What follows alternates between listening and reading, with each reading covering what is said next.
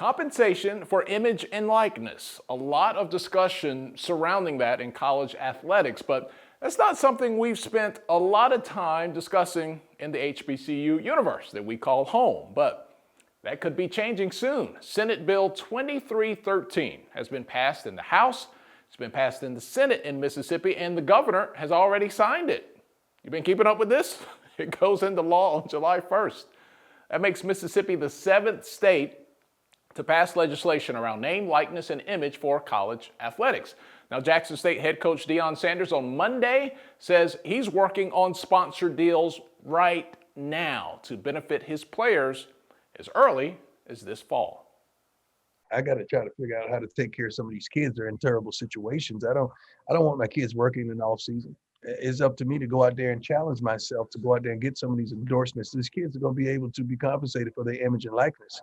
I think by August, especially the state of Mississippi, it's going to fall in line with Florida State as well as California. So we got to be prepared and we got to be ready, and that's attractive to our kids.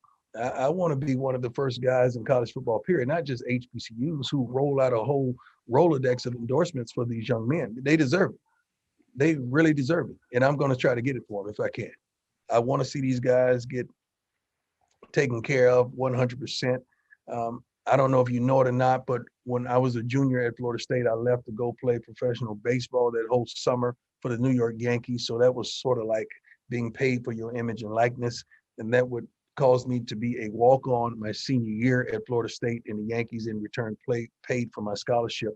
So I'm prepared to understand these kids making money for their image and likeness. And I just did it. We just called it something else. It was just whole nother sport. But I want to guide them, lead them, kind of direct them of the pitfalls and the upsides of this thing, because it could go either way. And you got to have someone that can strategically talk these kids. You don't want a kid in there, a quarterback getting compensated and the rest of the team is not. And how does his teammates feel about him? And some guy that may be this position and not that position, but this guy's getting more love and more endorsements. And how does that work? You allow an agent inside. It's so many different layers of this thing that we've talked through carefully, and I can't wait to see it happen and see how some of this stuff is flushed out.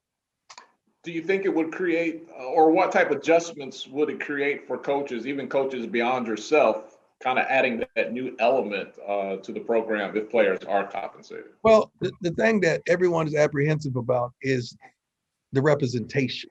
Okay, who's going to be the representation, and how many representatives are you going to allow? The NCAA world. I mean, now does a kid come in represented out of high school? So it's a lot of ifs. There's a lot of ifs. It could cause some chaos. It could be a blessing and a stressing simultaneously. But my goal is for these kids to be taken care of, and it's up to us in-house and coaches, administrators, ADs, athletic directors is the name that I was searching for. And Ashley and I, we've been talking about this for quite some time. Name, image, and likeness legislation has already passed in 6 states on top of Mississippi already: California, Colorado, Florida, Michigan, Nebraska, and New Jersey. Now, in the South, we at least know what a lot of this is fueled by: recruiting wars in the SEC. These southern states aren't going to let another state get an edge up on them when it comes to football. Hey, the SWAC, though, could benefit moving forward. 2 states, Florida and Mississippi, have those laws intact in that SWAC footprint. So schools like FAMU, Bethune-Cookman, Alcorn State, Mississippi Valley State, and of course Jackson State that we've been talking about could use it to their advantage potentially. Something to watch over the summer. We'll keep the conversation going. Let us know your thoughts in the comments below. Thanks for hanging out. We'll see you guys later.